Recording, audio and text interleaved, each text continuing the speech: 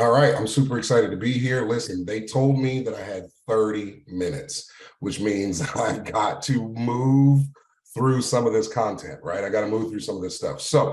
I'm really excited to be here with everybody, though. I know today we're going to take a bit of a journey. You might not have been scheduled to travel, but I'm going to kidnap you for just a little bit, right?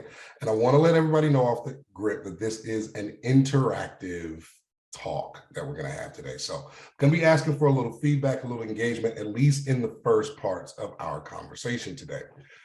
Having said that, I normally do a thing where I talk about introverts. We're going to skip past that. And then I talk about my extroverts. We're going to skip past that as well. Because like I said, lots of information that we want to go through throughout today. A little bit about me. My name is Stefan. They call me the People's Champ, mostly because it's my goal to see you overcome and become the champion of your own life, right? I want to see you stand on the top rope, hold that championship belt over top of your life, and know that you've achieved everything that you can possibly achieve. I've been in between the corporate world, the consulting world, and the world of media and entertainment for most of my life. You can read through the bullet points. Those are some of the attributes that my PR person said I had to have there. I've done a lot of things in my few years in this dimension, so we will just breeze on through there. So let's talk about what we're going to cover in today's conversation. We're going to make 4 stops in this journey today of mastering your calling. First, we'll define exactly what a calling is. Then we'll take a moment to identify the difference between a calling and your purpose. And next up is the big one for a lot of people. How do you discover your calling? Then finally, we'll arrive at the destination of how do you master your calling, right? In case you haven't noticed, I can get a little extra. I love it. There was a time where I'd ask you to forgive me for being so extra, but that would be so like anti-mastery of our calling, right? When we walk in our callings, we never want to ask for forgiveness. Our calling is the essence of us. It is how we represent who we are. In fact, I want you to write that down. Write that down. Our calling is how we represent who we are. I am walking in the fullest of when I am walking in the fullness of my calling, there's no reason for me to ask for anything. Everything is provided for me and everything operates as it should. And so today I'm here to help you master your calling. And it can sound like a pretty big or deep endeavor, but I promise it's not nearly as complex as it might feel. There's a couple things we have to do before we can actually master the calling. A lot of people have yet to discover their calling. Some people don't recognize the difference between a calling and a purpose. Then, of course, you still got to become a master at the thing, right? So let's start at the beginning. What is a calling? Most of the world right now is trying to help you find your purpose. Well, that's not this. We're talking about your calling. So what exactly is a calling? Well, we're going to spend some time, real time on this, because it's important that we lay a very strong foundation before we move forward. First, let me say, I believe everyone has a calling. Everyone. You may not have accepted that you have one or discovered what it is, but you have a calling even above and beyond your purpose. So let's jump into the definition to find our answer. If you know anything about me, you know I love definitions. It's kind of my thing. And that's always where the truth lies. So let's take a look at the definition of calling, right? Merriam-Webster has 3 main definitions of the word calling. Definition number 1 is a strong inner impulse towards a particular course of action, especially when accompanied by a conviction of divine influence. Number 2 is the vocation of preference of a profession in which one is customarily engages. And then finally, the characteristic cry of a female cat in heat, which I have to admit, probably my favorite definition. Don't worry, you don't have to hurry and write these down. We're going to go deeper into them right now. So just walk with me for a little bit. Some of you are already kind of getting the revelation, and I love it. But let's look at definition number 1. I'm going to pause in certain places for emphasis, right? And we'll walk through it meticulously here right after. A strong inner impulse towards a particular course of action, especially when accompanied by conviction of divine influence. Strong inner impulse towards a particular course of action when accompanied by a conviction of divine influence. Okay, let's open that up for a little bit. What is an impulse? When you think, hey, they had an impulse, or I'm just feeling so impulsive, or you think about what they talk about impulsive spending, right? What comes to mind? How do you see the idea of an inner impulse? If you take a look at the image here, what would everyone say this is this a relatively accurate depiction of an impulse? Kind of feels like what you would think of an impulse to be, right? Kind of feels like this when you have it. intense, a little wavy, kind of unpredictable. But I promise, I'm not going to read definitions all day, but I kind of am going to read definitions all day. So be ready for it. Never, ever, ever, this is a sidebar. Never, ever, ever, ever, ever, ever, ever use dictionary.com when you are looking up definitions. It's just not reliable, right? You want to use Merriam-Webster, and you can use Merriam-Webster by going to m-w.com. That's just a sidebar. So here are a couple spaces that stood out to me in the definition of impulse, right? Spontaneous, natural tendency, excitement through nerves or nerve fibers. And so here, the inner impulse, we talk about it being spontaneous, having a natural tendency, and it has excitement through nerves or nerve fibers. That's the definition of the word impulse. Those are some of the words that are in the definition of the word impulse. And so this means if our calling comes from an inner impulse, then it tells us that our calling can seem spontaneous, and our calling will ultimately feel natural, and our calling will bring us excitement excitement that we can feel in our nerves, in our fibers, in the fiber of our being, right? What was another thing that the definition said? It said a strong impulse towards what? A particular course of action. So then what's a course of action? A course of action is a path that is taken to accomplish something, usually done in stages over a period of time. Remember, it's a course of action. So something has to happen. There must be a result. The first part of this is all about you accepting that you have a calling, right? And so here you have to understand that your calling, what a calling is an inner impulse that leads you towards a course of action. And so we recognize that this thing called a calling ultimately feels natural, right? It brings us excitement, it comes from within, and it moves us towards action. And what's the last piece of this first definition? It said can be accompanied by the conviction of divine influence. Accompanied by conviction of divine influence. One more time, let's open up the floor. When you think of being convicted, what goes through your mind? Because it said, go back to it. It said conviction of divine influence. And so when you think about being convicted, what goes through your minds? Our calling can be accompanied by a conviction of divine influence. What does that conviction mean to you? Conviction is the process of finding someone guilty. Conviction is a strong inner belief or feeling, right? So once you've identified your calling, you can feel guilty if you don't pursue it heavily. So we know that our calling is persuasive, it comes from a strong belief of ours, and it convicts us and can cause feelings of guilt if we don't pursue it. All right, rolling through some of these, stick with me, almost there. So from the definition of divine influence, we get the word spiritual or moral force. Specifically, the definition alludes to the influence producing a result from an indirect way. So our calling is divine. The call comes from a higher power. That power influences us to produce. And what's something that we know about divine powers? We know that no matter what power you subscribe to, whether it's Jesus, Buddha, the universe, Muhammad, whoever, all higher powers are meticulous and intentional. So when dealing with a divine power, things can seem puzzling to us, but we realize nothing happens by mistake. Thus, our calling can come to us indirectly, even though it's made specifically for us. And that was all just one definition of calling. Like I said, they only gave me 30 minutes, so let's look at the other two, right? Number two, the vocation or profession in which one customarily engages. Now, this one is pretty self-explanatory, so I'll go ahead and move on to the next one, but understand that your calling is something that you would normally do work at, right?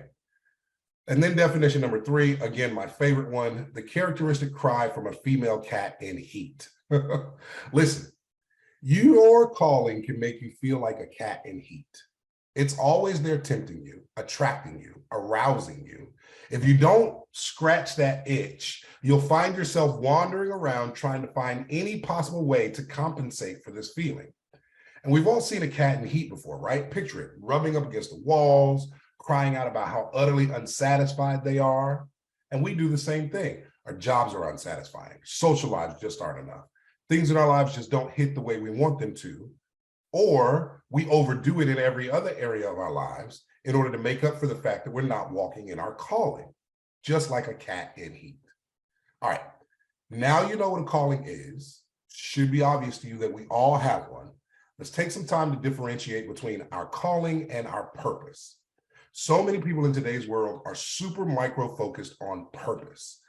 There have been thousands and thousands of books written on the subject, and it seems like every consultant and every guru in the universe is teaching on purpose these days. But here's the interesting thing about purpose, and I'm going to ruffle a few feathers and wrinkle a few eyebrows when I say this one.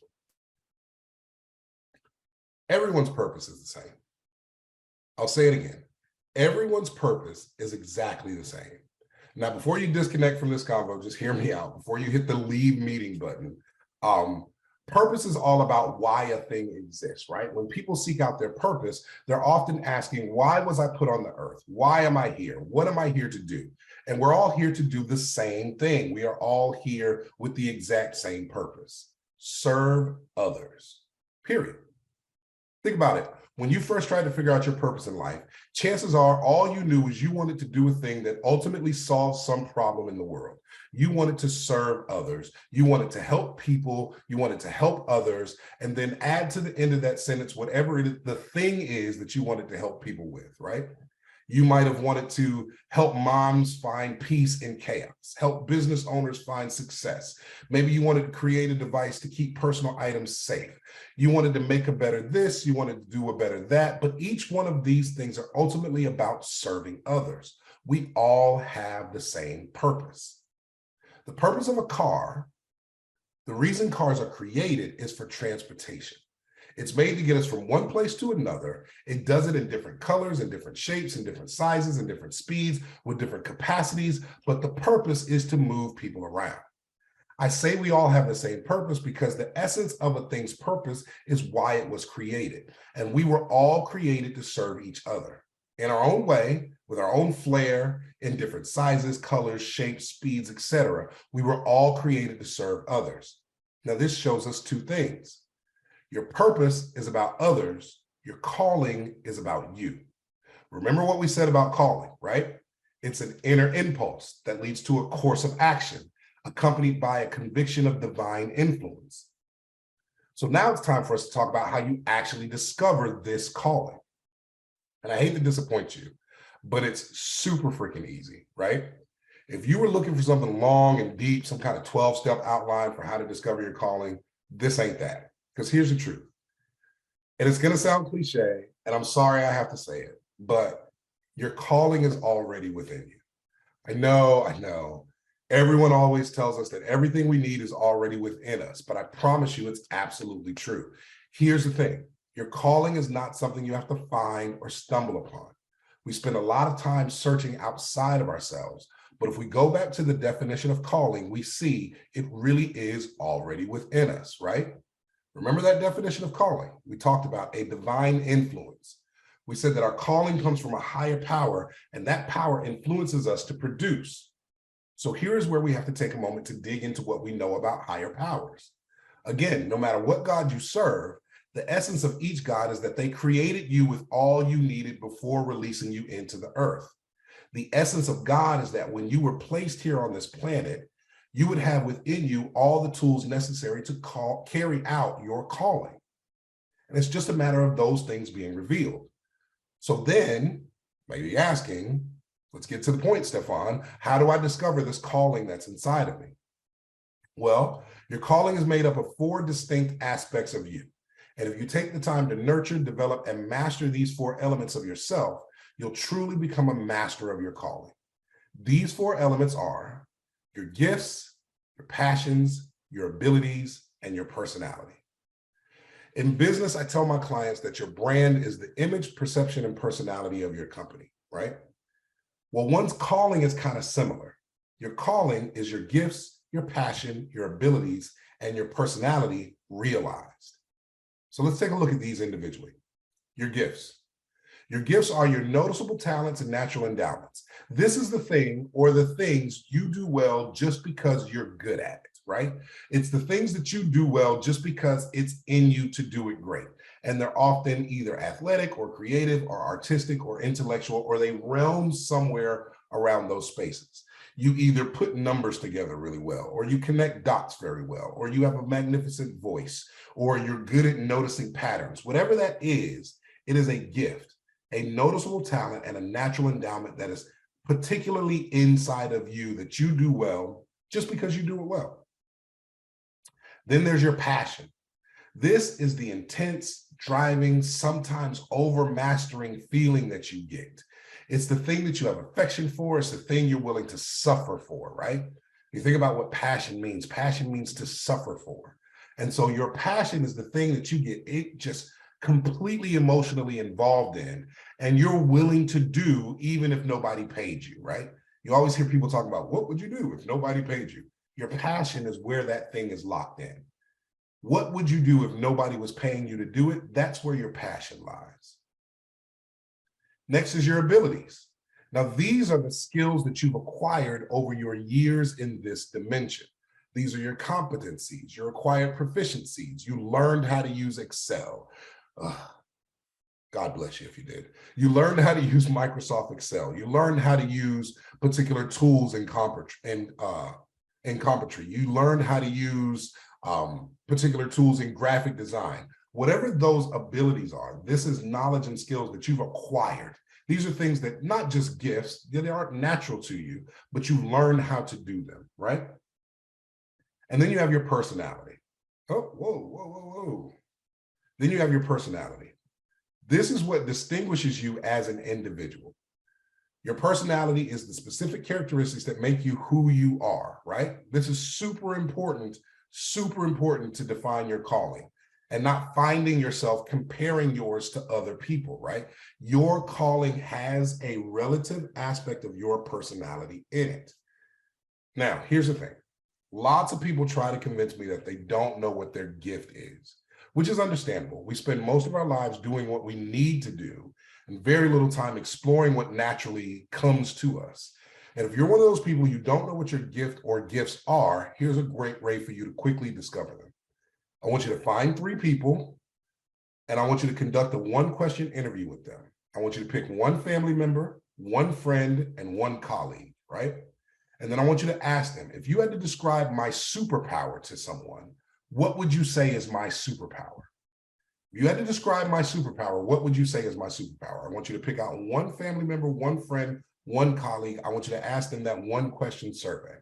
And when you do, pay attention to those answers. And where those answers start to interweave is where your gifts will be found, okay?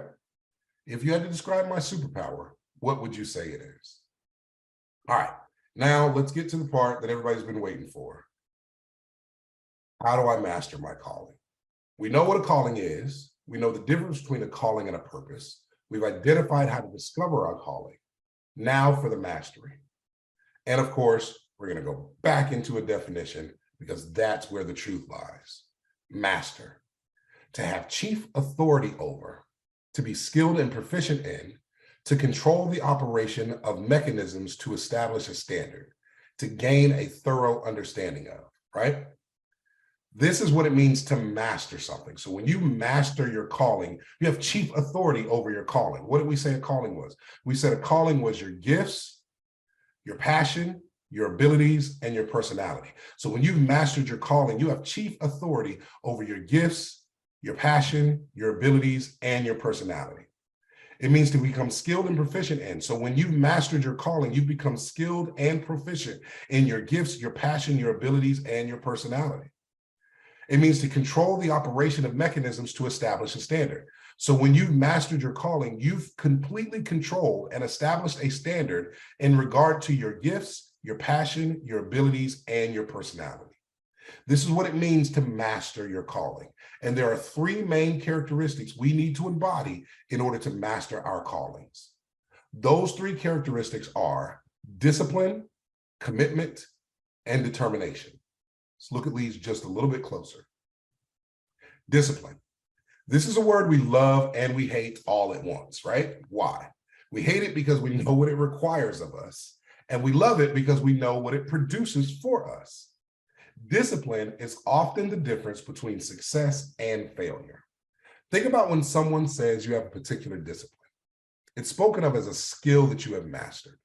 It's like riding a bike. When we are disciplined in something, we have developed to a place where we know this thing like the back of our hands. It's nearly automatic, right?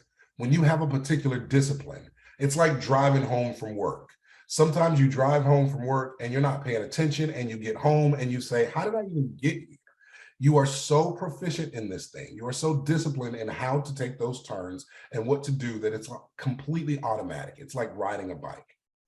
But what exactly is discipline? You know what we're about to do. We're about to check the definition. Discipline: control gained by enforcing obedience or order. Control gained by enforcing obedience or order. Discipline provides the master something others will go their entire lives and careers lacking. And they'll do it wasting a ton of energy, wishing they had more of it. And that is control. Discipline is the key to control. It gives us control over our lives, over our affairs, over our efforts, and over the direction and growth of ourselves and our businesses. But we must pay close attention to what the definition tells us, because this control is only achieved through discipline, and discipline only appears to us through enforcing obedience and order. Discipline is a reliable foundation that we can always fall back on when needed. And when we have a certain order guiding our activities, those activities can be more seamless than if we had to independently check each and every movement that we made. Many people tend to believe that discipline is enough, though, that if they stay disciplined in their efforts, they will find mastery. They assume that because they are disciplined, they will remain consistent in whatever undertaking they're going through, and thus they'll be living the high life. But those people are usually missing a key principle that is needed for mastery, and that is commitment, right? You've seen it everywhere, right? You've seen it on social media. We all have some 5-step program, some guru-tastic workbook, some tried and true process that is brought back with a slight tweak. And with each of these dreams for sale is the idea that success can be obtained quickly and with little distress. But when you've mastered your calling, you know better. You know that mastery is a process and thus requires commitment. Well, what does commitment do? Commitment is an agreement or pledge to do something in the future, the state of being obligated or emotionally compelled. Commitment stabilizes our behaviors, makes an individual actions predictable in the face of fluctuations in our desires and interests. Simply put, when things go wild, commitment illuminates stability. And here's the thing, everyone wants commitment, period. We want it in our lives, in our relationships. We seek commitment in our businesses, in our communities, in our government, in our faith. We want commitment from our artists, our entertainers, even our athletes. So when we say commitment is about the process, we don't necessarily mean how long it takes to get to success. We're speaking more in reference to the experiences that occur along the journey. People who have mastered their calling are committed. We make an internal, sometimes spoken pledge to the process of growth, maturity, and success. And we come into agreement with the vision that we see for our future, all while remaining obligated to our discipline. Commitment breeds stability, and it stabilizes our behavior and allows our discipline to do what it's made to do. Finally is determination. Determination is the final principle of mastery. And it's the last principle for a reason, and that reason lies within its definition. Merriam-Webster defines determination as law, a judicial decision settling and ending all controversy.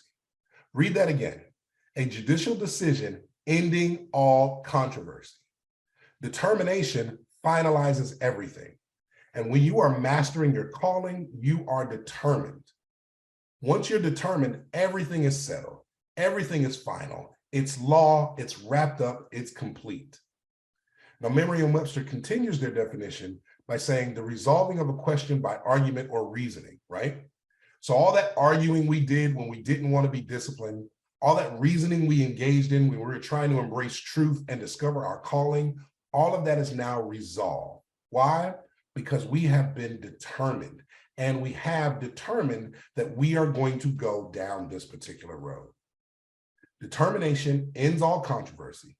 It settles the, but this is so different from everybody else. It ends the, am I going to make it? Am I capable? Is it possible? It resolves the, but they said I can't. It gets rid of all of that, because once you have determined, you have ended all the controversy. That's what all this is. It's controversy. You have completely wiped away all of the argument and the reasoning. You have said, this is the thing, this is the law, this is it, this is the end. Understand this, not a singular event. The process is not something we do once everything becomes perfect. This is a process of continuous growth. Sometimes laws are amended and even stripped from the books once they become obsolete. So like everything else, the law is not everlasting, even though it's final. But when you've mastered your calling, you are determined. You have determined to embrace your calling. You have determined to enforce the obedience that is necessary to sustain your commitment to the process. You have resolved all the questions. You have settled all the arguments. You have judged the evidence that is laid out before you and moved to a verdict that ends all controversy on the subject. You have determined this is your thing. And that's it. You are master. You are in your calling. You have resolved all the questions. You have settled all the arguments. You are determined. And that, my friends, is how you master your calling. You find it, you discover it, you separate it from your purpose, and then you make sure that you implement discipline, commitment, and determination on top of it.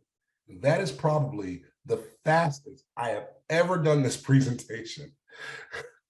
But I thank everyone for taking some time with me, and hanging out, and having a good time with me. Stefan, that was a mastery of presentation. That's what that was. Because you have your calling and you have your purpose, sir. You know, absolutely. And that was quick and very clear. I was with you every step of the way. I loved all of that. I loved how, you know, how I believe too, like words and definitions have a lot of power. They have a lot of impact. And I appreciated, like, you know, check out your sources, because that might not mean what you think it means if you go over and look at their dictionary or whatever. Absolutely. But Webster, you got to go to the source so we can go to our source, right? You know, we're to dial in to what we are meant to do, right? And thank you for helping my stray cat find his way a little bit. Listen, that's how it feels sometimes when you're not walking in your calling. It makes you feel like a cat in heat. You are just there trying to figure out how to make the thing happen. I think that cat is having more fun than me, though, when I'm in that state. I gotta say, I'm a little but thank you so much. This was so powerful. I'm so grateful that we record this, because I'm gonna want to rewatch this. How do folks check out more what you have? Like, is LinkedIn the best way to stay connected? You can find me on LinkedIn, or you can go to breathelifeintobusiness.com. Go to breathelifeintobusiness.com, and that'll bring you to the Aeonian Ovia website. You can find me on LinkedIn, or you can just Google Stefan Gillam, and everything comes up from there. Awesome. Stefan, thank you so much for kicking us off this morning. I hope you have a great rest of your day, and thank you for helping me get a little bit closer to what I'm looking for, okay? Absolutely. Thanks a bunch.